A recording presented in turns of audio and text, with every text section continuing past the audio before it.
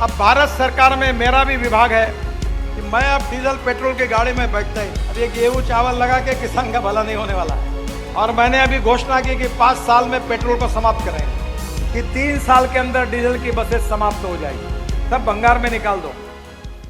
और मेरा ये संकल्प है कि इस देश में डीजल और पेट्रोल को हद्दपार करना है। और मैंने अभी घोषणा की कि 5 साल में पेट्रोल को समाप्त करेंगे। अब इलेक्ट्रिक के व्हीकल आ रहे हैं। मैं जब कहता था तो लोग बोलते थे चार्जिंग कैसे होगा, कहां होगा, क्या होगा। अब सब हट गया। आज ही मेरे पास टीवीएस कंपनी के मालिक आए थे, तो बात कर रहे थे, तो बोल रहे थे कि मेरे इलेक्ट्रिक की स्कूटर की डिमांड बहुत बढ़ गई है। अब हिंदुस्तान में बनी हुई टाटा और महिंद्रा की इलेक्ट्रिक कार एक साल नहीं मिल रही है। और मनोहर लाल जी, अब भारत सरकार में मेरा भी विभाग है, हम सब लोग मिलकर 50,000 इलेक्ट्रिक बसेस लेने की बात कर रहे हैं। अब आपको मैं बताता हूं, आप हरियाणा में एक निर्णय कर दीजिए कि 3 साल के अंदर डीजल की बसेस समाप्त हो जाएगी, सब भंगार में निकाल दो। इसमें फायदा है आपका। एक डीजल की बस चलती है तो 100 से 110 रुपए किलोमीटर खर्चा है, और हमारे एयर कंडीशन इलेक्ट्रिक बस का खर्चा 41 रुपए पर किलोमीटर है। तो आपका 25% बस का रेट कम करा दो और हरियाणा की जनता को एयर कंडीशन बस में घुमाओ, और आपको बताता हूं आपको फायदा ही फायदा मिलेगा ट्रांसपोर्ट को, ये मैं बता रहा हूं। और इसलिए ये इलेक्ट्रिक बस के लिए आप पहले शुरुआत करिए। दूसरी बात, आपने ट्रॉली बस की है। ट्रॉली बस यानी ट्राम है जो टायर पे चलती है, जो केबल लगाकर चलती है। आप मुझे प्रस्ताव भेज दो। अब आपने भेजा ही नहीं, तो मैंने अपने कॉन्स्टिट्यूंसी में और हमारे जनरल वीके सिंह साहब के गाजियाबाद और नागपुर के लिए पायलट प्रोजेक्ट को प्रस्ताव तैयार कर दिया है। आप भी भेज दो, मैं ट्रॉली बस चला दूंगा। उसका टिकट 41 रुपए से भी 30 रुपए किलोमीटर आएगा, क्योंकि उसमें लिथियम आयन बैटरी की जरूरत नहीं है, और सब बसेस एयर कंडीशन होगी। और मेरा यह प्रयास है, जिस पर मैं बहुत कंपनियों से बातचीत कर चुका हूं, कि जहां से आप इस रोड पर आए, यहां से मुंबई तक मैं उसको ई हाईवे बनाना चाहता हूं, इलेक्ट्रिक हाईवे, ताकि यहां इलेक्ट्रिक का ट्रक अब मैं लॉन्च कर रहा हूं। 40 टन का माल जाएगा ट्रक इलेक्ट्रिक का, ट्रैक्टर इलेक्ट्रिक का।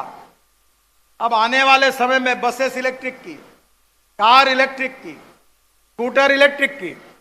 पेट्रोल के लिए अगर 10 रुपए लगता है, तो इलेक्ट्रिक के लिए 1 रुपए 1.5 रुपए लगता है। और हमारे देश में इलेक्ट्रिक सरप्लस है।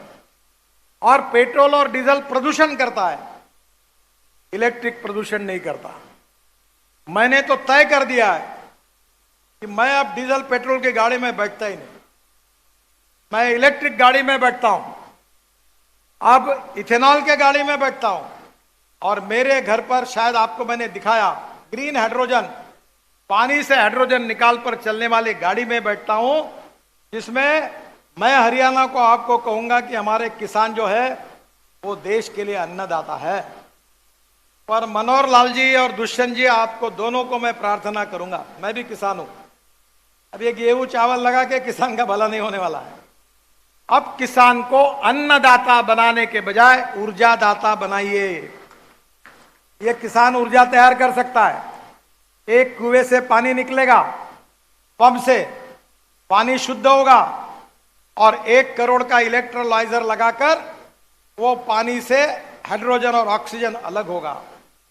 फिर ब्रोकन राइस से बना हुआ इथेनॉल जो 62 रुपए लीटर है, वो जनरेटर सेट में यूज होगा, और उससे उस ग्रीन हाइड्रोजन को कंप्रेस किया जाएगा, और रोड पर अपना वो गैस स्टेशन डालेगा, जिसमें बस, कार, ट्रक ग्रीन हाइड्रोजन पे चलेगी, ना प्रदूषण होगा। एक तो कार 1200 किलोमीटर चलेगी, मेरी कार 600 किलोमीटर चलती है एक बार गैस भरने से। ये सबसे सस्ता है। हवाई जहाज इसके ऊपर चलेंगे, इसके ऊपर रेलवे चलेगी, और इसके ऊपर फैक्ट्री चलेगी। कोयला, पेट्रोल, ऑयल बंद हो जाएगा। और मैं उन नेताओं में से नहीं हूं कि जो बोलता है केवल, जिसको डाउट होगा उसको मैं बोलता हूं आ जाओ, मैं सब प्रयोग करता हूं। मेरे लेबोरेटरी में सब गाड़ियां हैं और आपको सिद्ध करके दूंगा मैं 2 lakh litre ethanol per day तैयार करता हूं। मेरा आपसे एक अनुरोध है, आप सब बैठे हुए लोगों से, अब टोयोटो का, हुंडई का, सुजुकी का सब गाड़ियां अगले महीने आ रही है। अब ब्रोकन राइस से इथेनॉल बन रहा है। 1 टन ब्रोकन राइस से 380 लीटर इथेनॉल तैयार हो रहा है। हरियाणा में आपने भी 10, 20, 25 प्रोजेक्ट सैंक्शन हुए हैं और इसी इथेनॉल के पंप लगा दो। टीवीएस, बजाज और हीरो सबकी स्कूटर, ऑटो रिक्शा पेट्रोल पर नहीं इथेनॉल पे चलेगी। और मैंने अभी आज ही, आप यहां आने के पहले मेरे पास पेट्रोलियम मंत्री आए थे और उनसे मेरी चर्चा हुई। मैंने रशिया से साइंटिस्ट लाए और इथेनॉल की कैलोरिक वैल्यू, यानी इथेनॉल का एवरेज जो था वो पेट्रोल की तुलना में इथेनॉल ज्यादा लगता था। 1 लीटर इथेनॉल, 1 लीटर पेट्रोल बराबर 1 लीटर 300 ml इथेनॉल। पर मैंने फरीदाबाद के इंडियन ऑयल लेबोरेटरी में रशियन साइंटिस्ट को बुलाकर वहां प्रयोग किया, टेस्टिंग हुआ।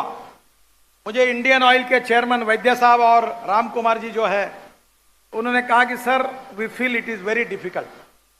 मैंने कहा यार चिंता क्यों करते हो, वो रशिया से आए हैं, गाजर की पुंगी है, हो सकता है तो मंजूर होगा, नहीं होगा तो छोड़ दो, ट्राई तो करके देखो। अब इंडियन ऑयल ने मुझे पत्र दिया है कि टेक्नोलॉजी सफल हुई है तो देश का 20% पेट्रोल बचेगा, यानी समझ लो 40,000 करोड़ रुपए देश का फायदा होगा। उतना इंपोर्ट कम होगा क्योंकि पेट्रोल की कैलोरिक वैल्यू इथेनॉल के ऊपर आई और भारत सरकार ने उस बात को स्वीकार किया।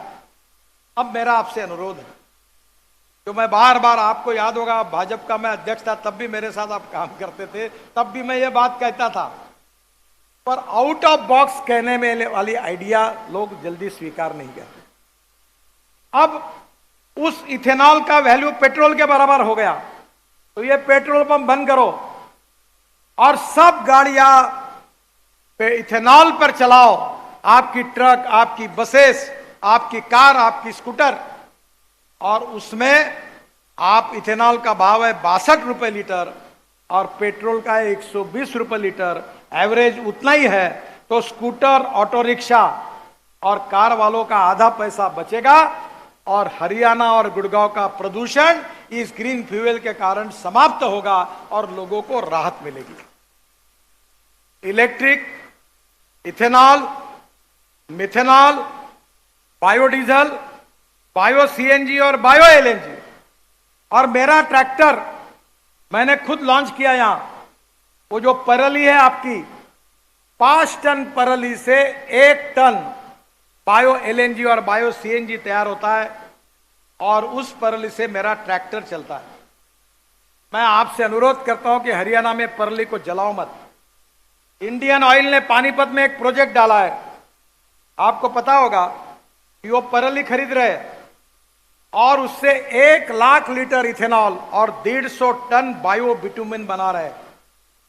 अब ये 50 लाख टन बिटुमिन देश में, हमारे देश में तैयार होता है और 30 लाख बिटुमिन हम बाहर से लाते हैं।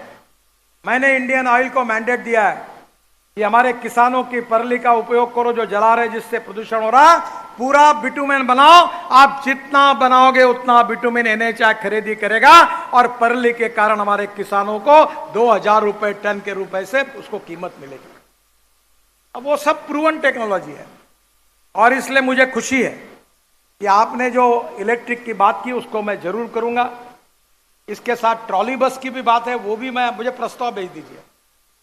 और एक ही बात मैं आपसे मांग करूंगा कि ये इसके ऊपर जो जीएसटी लगता है, नया पायलट प्रोजेक्ट है, तो जीएसटी को जो हरियाणा का हिस्सा है उसको एग्जाम करो, वो नेशनल लॉस है। क्योंकि अगर ये बनेगा ही नहीं तो तुमको कौन लॉस देने वाला है। और दूसरी बात, बिजली का दर शुरुआत के समय पब्लिक प्राइवेट इन्वेस्टमेंट लाने के लिए एक 5 साल के लिए 3 रुपए और 5 साल के बाद 4, 4.5 रुपए कर दो, 10 साल के लिए दे दो। मैं आपको पब्लिक प्राइवेट इन्वेस्टमेंट से केवल ये रोड की बसेस नहीं, मनोहर लाल जी अब पॉन्ड्स की बात छोड़ दो, मैं आपके पास वीडियो भेज देता हूं आज रात को। डॉफल मेयर करके ऑस्ट्रिया की कंपनी है, उन्होंने डबल डेकर बस हवा में चलाई है। 100 लोग हवा में उड़ रहे हैं और जा रहे हैं। मैं दिल्ली से गुड़गांव हवा में चलने वाली डबल डेकर बस चला दूंगा। आप जीएसटी का और पावर का केवल मुझे प्रस्ताव भेज दो, बाकी आपसे 1 रुपया नहीं मांगूंगा।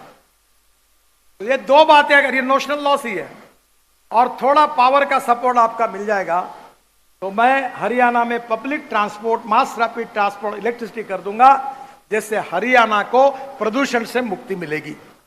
और एक महत्वपूर्ण बात है कि मैं दिल्ली मुंबई ग्रीनफील्ड हाईवे जो बन रहा है, इसमें 3 बड़े ब्रिज भी है।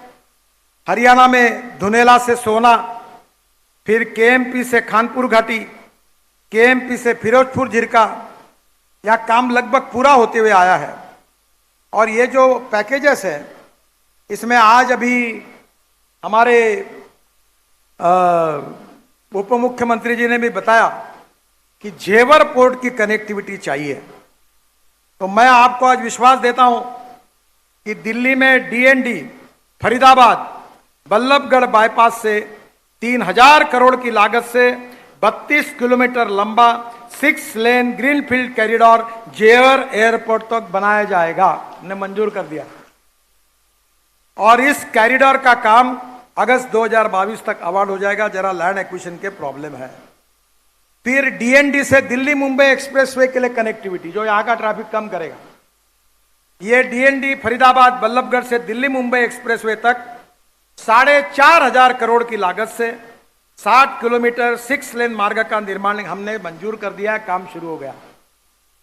इसके बनने के बाद आश्रम, बदरपुर, फरीदाबाद, बल्लभगढ़ मार्ग में ट्रैफिक जाम की समस्या हल होगी और दिल्ली के वाहन प्रदूषण में कमी आएगी। डीएनडी से जैतपुर पुस्ता जंक्शन, जैनपुर पुस्ता से फरीदाबाद बल्लभगढ़ बाईपास सेंटर, फिर उसे दिल्ली मुंबई तक के पैकेज, ये सब काम को हमने शुरुआत की है। मनोहर लाल जी ने जिसका उल्लेख किया वो द्वारका एक्सप्रेसवे बहुत महत्वपूर्ण है। बहुत जोरों में काम शुरू है। 30 किलोमीटर है, 10,000 करोड़ की लागत हम खर्चा कर रहे हैं। और इस हाईवे में आपके बोलने के बाद मैंने और एडिशन किया। ये शिव मूर्ति से मैं 2 टनल बना रहा हूं। एक टनल T3 को जाएगी और एक टनल वसंत विहार को जाएगी। तो वसंत विहार और T3 जाने के बाद आपका ये जो मेन गुड़गांव वाला रोड है, इसका ट्रैफिक आधा कम हो जाएगा और इससे काफी राहत मिलेगी। ये द्वारका एक्सप्रेस हाईवे जो है, ये 19 किलोमीटर का हिस्सा हरियाणा में है और 11 किलोमीटर का हिस्सा दिल्ली में है। और मैं आपको धन्यवाद दूंगा कि आपने और दिल्ली की सरकार ने इसमें सहयोग किया, इसके कारण ही ये प्रोजेक्ट आगे गया है। और मेरा विश्वास है कि अभी शिव मूर्ति से वसंत विहार के टनल का भी टेंडर निकल गया और T3 वाले काम शुरू हो गया है। तो 1-1.5 साल में ये पूरा हो जाएगा, जिससे मुझे लगता है कि ये पूरा एक्सप्रेसवे ITS का होगा और ये बहुत इंपॉर्टेंट है। इसमें 2 लाख मेट्रिक टन स्टील हमने उपयोग किया है। जो एफेल टावर बनाया था फ्रांस में, उसमें जितना इस्तेमाल हुआ था उससे 30 गुना अधिक है। इस एक्सप्रेसवे के निर्माण में 20 लाख घनमीटर कंक्रीट का उपयोग किया, जो बुर्ज खलीफा के इस्तेमाल होने वाले कंक्रीट से 6 गुना है। और इस एक्सप्रेसवे के रास्ते पर आने वाले 12,000 वृक्षों को हमने सक्सेसफुली ट्रांसप्लांट किया है। मैं आपको इसलिए बताना चाहता हूं मनोहर लाल जी, ये सब इतिहास आपके राज्य में, आपके नेतृत्व में हरियाणा में हुआ है। इस बात की मुझे खुशी है और निश्चित रूप से यह जल्दी ही पूरा हो जाएगा। विशेष रूप से जो महत्वपूर्ण रोड है वो दिल्ली कटरा है। इसमें दिल्ली से अमृतसर 4 घंटे में और ये 670 किलोमीटर है। दिल्ली से कटरा ये 6 घंटे में और दिल्ली से अमृतसर 8 घंटे में। अमृतसर से झेड़मोर टनल को होकर हम कारगिल के नीचे जोजिला टनल में जाएंगे और जोजिला टनल के बाद 4 टनल हम बना रहे हैं हिमालय में, और वहां से हम अटल टनल मनाली में जाएंगे। अटल टनल पूरी हुई है। मैं ऊपर से गया तो 3.5 घंटे लगे, टनल से आया तो 9 मिनट में आया।